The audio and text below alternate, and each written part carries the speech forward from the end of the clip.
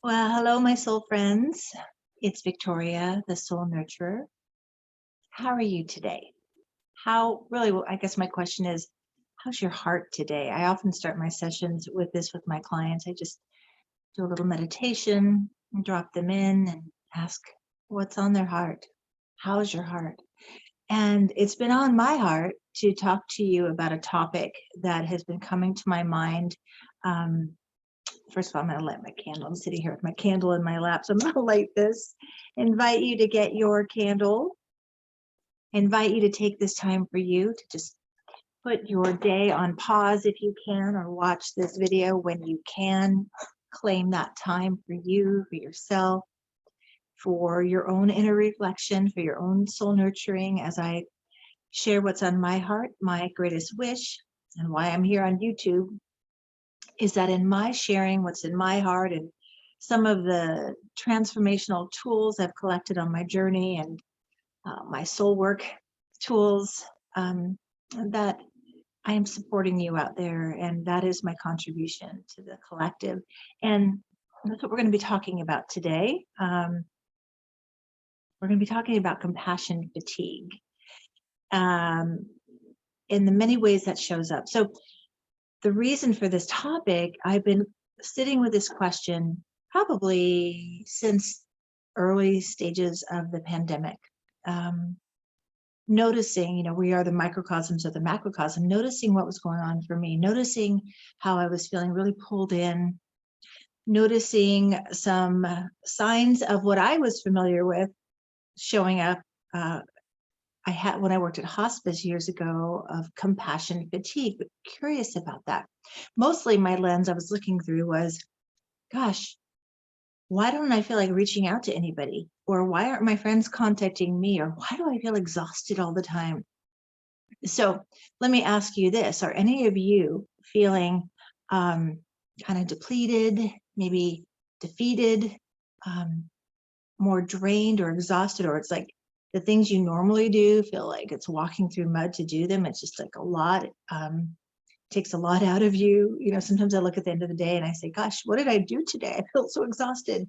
We may feel powerless. Do you feel powerless? Do you feel kind of numb, maybe sad, maybe detached? That was something that was showing up for me a lot. Unable to take action in the way that you would normally.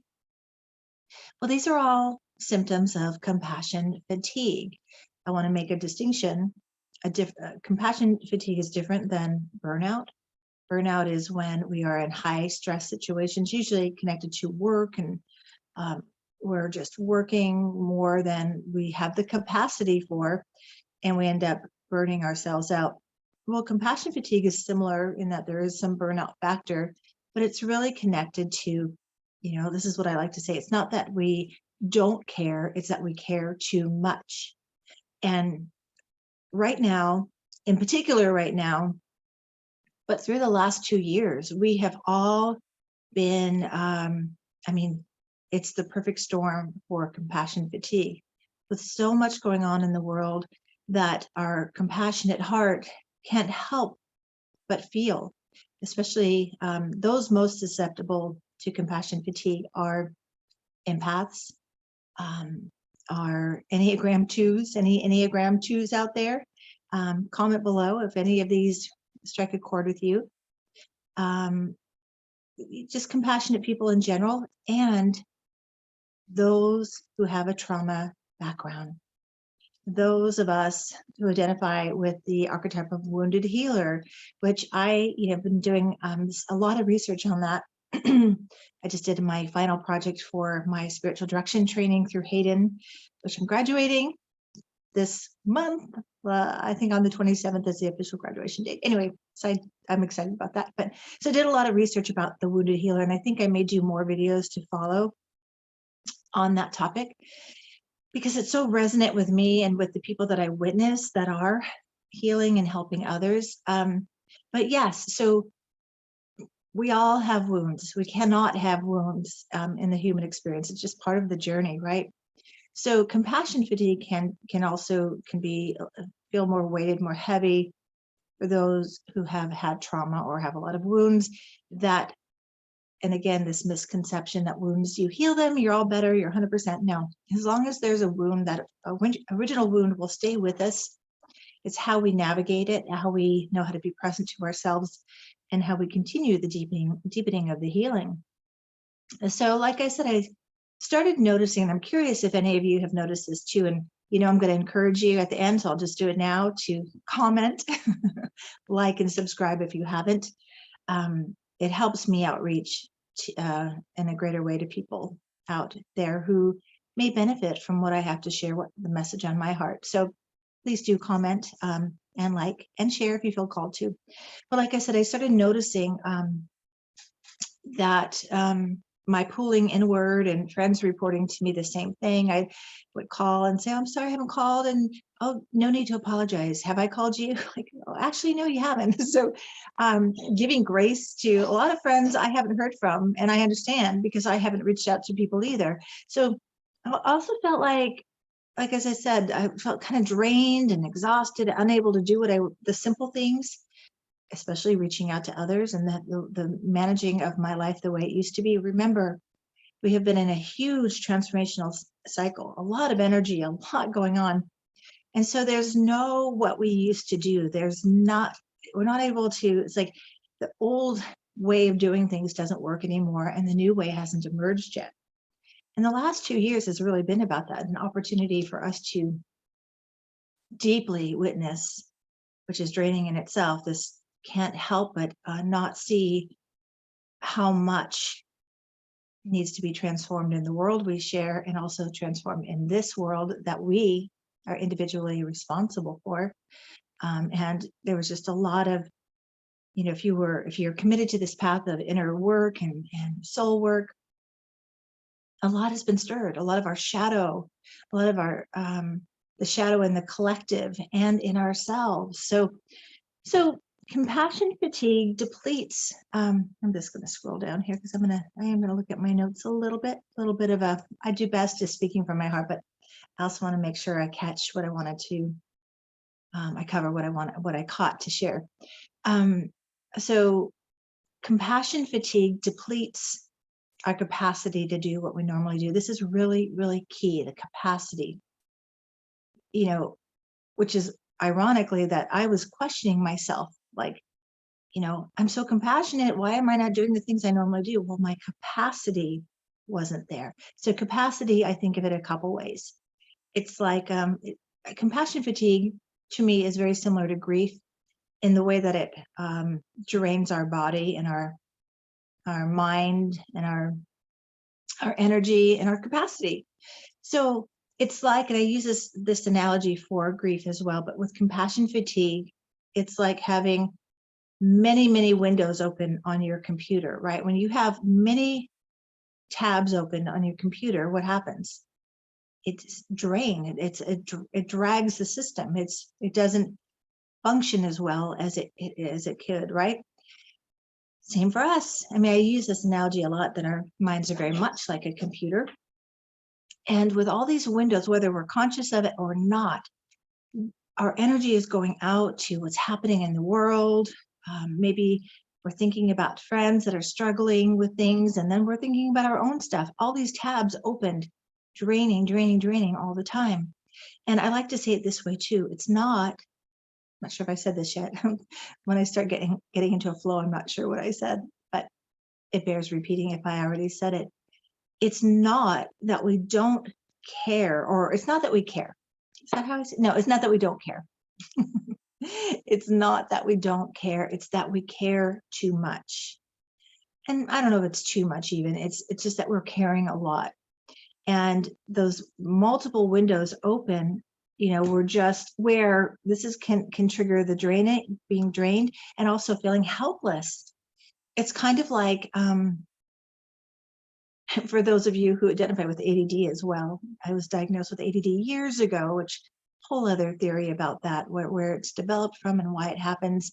For me, ADD is just heightened awareness. We notice everything. And for me, and some people I've worked with and some people I know with ADD, it comes from survival, having to notice everything. You need to pay attention to everything so you can feel safe, right? So that may be also those of us who are super, super aware. We're noticing everything. And then what do we do with it? We just have this tab open in our minds and this ability or inability to take action. And it can, again, if there's some trauma or wounds connected to feeling helpless to change. A lot of our wounds happen when we're kids. We don't have the capacity to take action, to restore, to change, to make it better. We just have to sort of survive, right? So in this space, whether we're aware or not, and again, if you recognize or identify with any of those symptoms, this is probably happening for you. Either you're in a grief response or you're experiencing compassion fatigue. And when we're in a compassion fatigue, it takes a lot of effort. In fact, it's difficult to refuel, to restore, to regenerate. It feels like pouring water into a container that has, a hole in it, just keeps draining out, right? So it feels very difficult to fill our own well up. And, I talk about that a lot, filling our well so we can give from the overflow. And in this case, using that image that just came, this hole in the well or hole in the container, that is our wound. That is a place for us to work. As much as we want to reach out more and do more for others, if we don't take care of the drain on us, we're not going to be very effective. So again, I mentioned that those who are more susceptible to compassion fatigue, empaths, Enneagram 2s. Do you know what your Enneagram number is? I might do a video on that as well. But professional caregivers, medical professionals, therapists, those exposed to other people's suffering.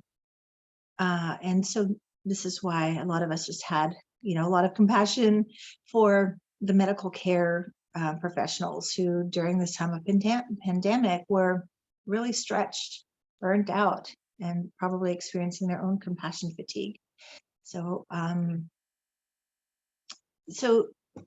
again, I don't think this is unique to the professional, though. I think it's happening to all of us, compassionate creatures living in a very chaotic, intense time, right?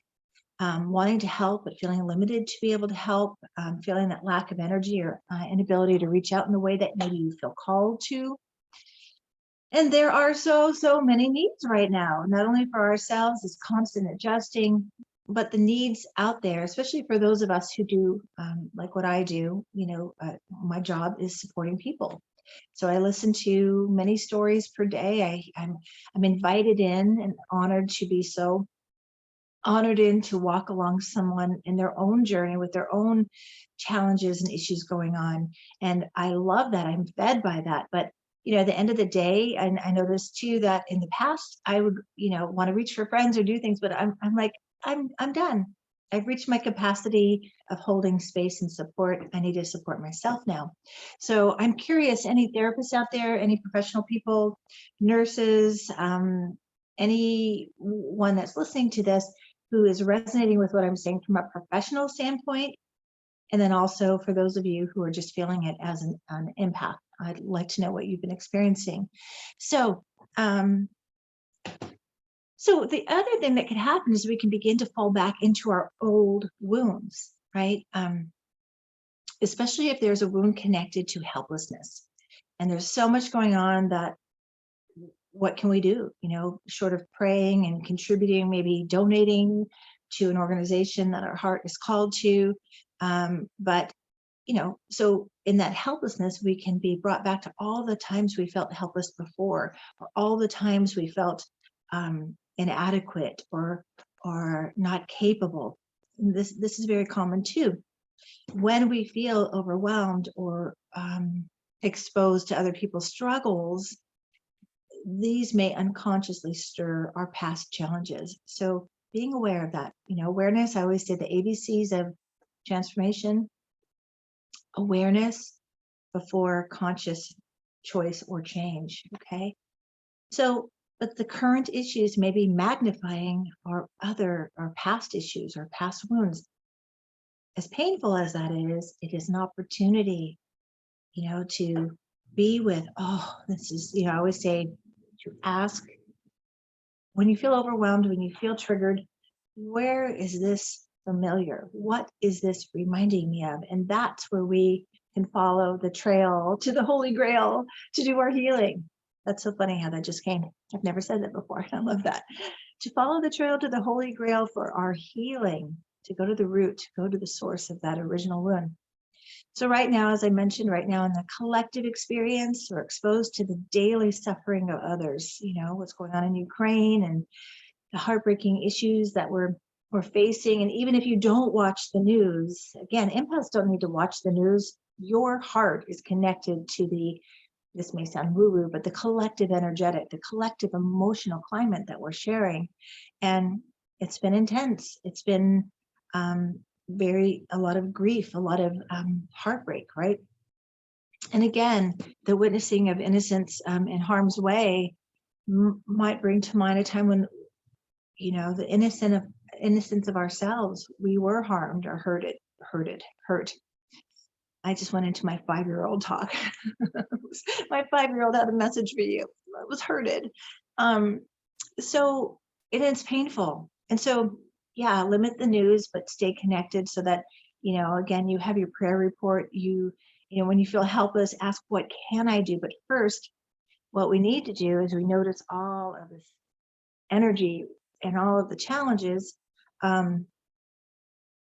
remembering that it's not that we don't care, it's that we care too much. The solution, I'm emphasis on the soul because I think our healing comes from the soul. Our solution here to compassion fatigue is to practice greater self-awareness, and even the sacred awareness. And sacred awareness for me is trying to look through the lens of what's unfolding here. And that requires faith and trust. I say that over and over again. Faith and trust. It requires extreme self-care, checking in, really, checking your energy, checking your well. Are you empty? Are you depleted? We can't give from an empty well. We're going to further re-wound ourselves and be of no help or value to anyone else. So taking care of your own inner world, as much as you do the external world, is very, very key. Sorry for my squeaky chair. Maybe you don't even hear that. It's bugging me. Anyway, so nurturing your own soul, choosing replenishing activities. And so this is a good place to think about what are some of those renewal activities or things that bring you joy. And I know oftentimes this is a challenge because with so much going on in the world, in our own worlds, maybe some of you are grieving, maybe you know people who are grieving, maybe you are going through big life transitions and adjustments. That's where we need to cultivate more compassion for yourself and then to others. And the ultimate self-care, I believe, when it comes to compassion fatigue, is to rest, to allow yourself to rest so you can renew. And then when you've rested and you've renewed, that's when you can assess what you can do. I'm sorry, I had to rhyme there. It's a rhyme. Maybe you'll remember it better. Rest and renew, assess what you can do, what you can do. And can do is the operative thing right there.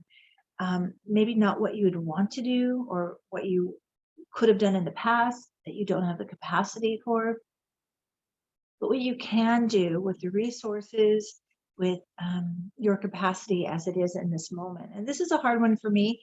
In the past, I could do a lot more, and maybe it's getting older too, but it's also compassion fatigue.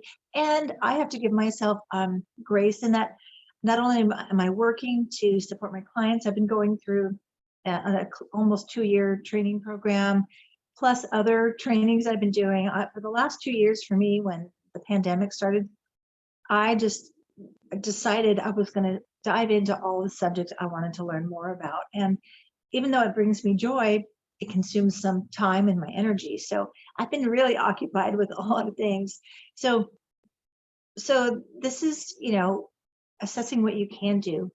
And then when we start to feel overwhelmed and begin to shut down, this is again your psyche, your mind body system trying to take care of you. Like, you're done. Rest, restore, regulate. taking the time to do that. If you don't put it on the schedule, if you're not mindful of it, your body will put you on a forced shutdown. And sometimes that's getting sick or just feeling completely unplugged. It's like, nope, I'm going to take care of myself because you're not. So I want to share this story that keeps coming to my mind. And then I think I'm going to close up. There's a lot I could cover about compassion fatigue. It's also called vicarious trauma. That's when we're witnessing trauma in someone else and we're feeling it. And again, it's when our own trauma can be triggered. I covered burnout versus compassion fatigue. Yeah, so those are things I wanted to talk about. But I wanted to share this story to really reinforce to first take care of yourself. Again, rewire all that stuff. I know some of you are going, oh, that feels selfish. That's selfish. Yep, I got those messages too. But it's more selfish to not take care of yourself and try to give from a wounded place and a burnt out place and completely depleted, because you're giving from your wounds and you may be re-wounding people in doing that. So it's not selfish. It's self-full. It's careful. It's compassionate. Okay, so this story, and this is where I go. I think of this story when I think, am I doing enough? I want to do more, and it's overwhelming. And I might have shared this story in a previous video because it's one of my favorites, and I don't even know the origin of it. I think I heard Wayne Dyer years ago tell the story. So the story is, this young girl is on a beach where all of these starfish are stranded on the beach. You know, the tide came in and then it went out, and there they were.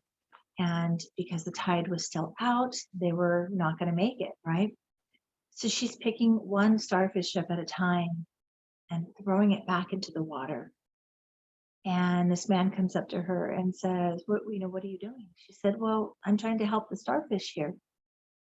And he said, it's impossible to help all these starfish. You're not doing any help here. You know, it's like a waste of time what you're doing. And without taking his negative perception inward, she kept doing what she was called to do. And she picked up the next starfish and she looked at it and she looked at him and she said, it's going to help this one. And she throws the starfish into the water. So I share that with you to think about, to offer yourself compassion. You may not be doing what you really feel called to do, you know, what we wish we could do, but doing the one thing you can do first for yourself and then for someone else or for the collective with a prayer or a donation somewhere meaningful. Do what you can do and know that it is going to help somewhere, and that is enough. And I also want to say this affirmation. It used to be one of my go-to affirmations, and I've noticed I've been going to it a lot more, and I think it's because of the compassion fatigue. And that is, and you can repeat this after me, I am enough. You are enough. I do enough. You do enough. And trust that in that enoughness, you're contributing what you need to do. I used to add more on though. I am enough. I do enough. I have enough. And I am enough. And so are you. That's my contribution to you today. I hope that this message from my soul, my heart, reaches your heart and soul and nourishes you and nurtures you. It helps you pause to reset and restore and regenerate, rejuvenate, all those wonderful replenish words, and to recognize compassion fatigue means the first place you need to start is cultivating compassion for yourself. Generating that compassion for yourself grows more compassion that you can share with others. So take good care of yourself. Honor. This is a hard time for all of us. But the person in the mirror, that person you look at every day, is the first person you start with. And from there, such healing can occur within you that can ripple out into the world. And that is my greatest wish for all of us. Peace be with you. All my love. Please do comment, like, subscribe, and share if you feel called. And please also make a note in the comments of other topics you'd like me to cover. I'll be doing a video this weekend for the full moon next week. It's a full moon next week, I think, on the 18th. Yeah. So, all right, take good care of yourself. Until next time. All right. Thanks for being with me.